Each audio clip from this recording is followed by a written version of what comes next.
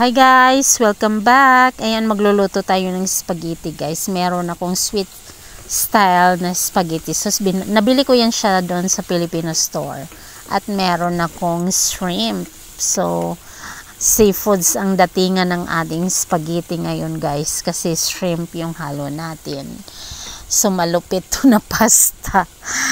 Yung ano lang siya guys. Talagang shrimp lang naman din ang halo natin. Lagyan lang natin ng konting pampasarap na magisarap.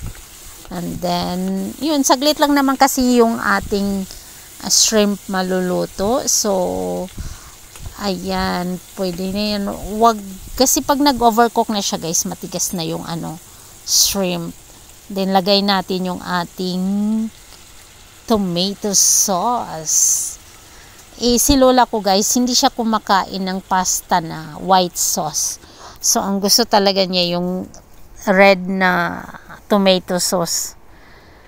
Ngayon, madalas kasi yung niluluto namin dati, yung bolognese, yung mga ganon. So, ngayon bumili ako ng sauce na Philippine style.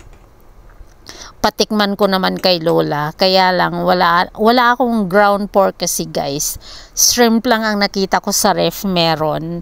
So yan ang binili ko. At then lalagyan natin ng condensed milk. Mas masarap pag may condensed milk guys. Kayo din ba, naglalagay din ba kayo ng condensed milk sa spaghetti? Kanya-kanyang version kasi yan guys. So, kung anong version nyo, kung sa tingin nyo, yung version nyo masarap din, kanya-kanya kasi yan. So, ako kasi, nasasarapan kasi ako pag merong milk, condensed milk. So, hindi ko na kailangan maglagay ng sugar or ganun. So, mas masarap talaga siya. At naglaga na ako kanina ng noodles. So, ilagay na lang natin. Good for 2 person lang to siya guys. Kasi dalawa lang naman kami ni lola. So, kami lang ni lola ang kakain. Hindi na ako nagluto ng maramihang noodles. At saka, mas okay yung marami-raming sauce.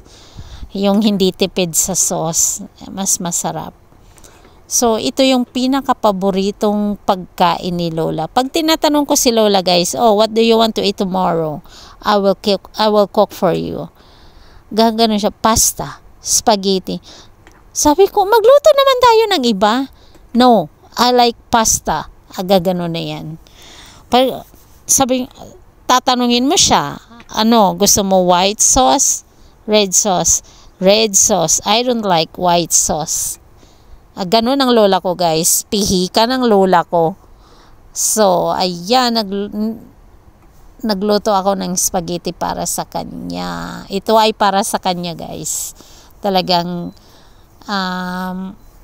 especially for her. Ganon talaga. Hindi ako masyadong mahilig sa spaghetti.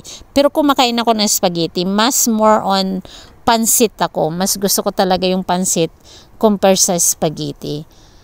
Then, paminsan-minsan naman, gustong-gusto ko rin naman siya. But not like pansit. Pansit all the time, favorite ko talaga. So, ayan guys. Look at that, masarap. Masarap, promise. Hindi lang siya masarap tingnan. Masarap siya for sure pag kinakain mo. Lalo na pag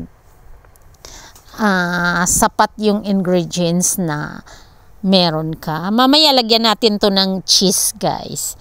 Pag kinakain mo siya, budbura natin to siya ng cheese. Mas masarap kasi guys pag merong condensed milk kasi medyo malapot-lapot na siya. Yung parang creamy pala, hindi malapot-lapot. Creamy siya. So guys, luto na yung ating spaghetti. Maraming salamat. Thanks for watching guys.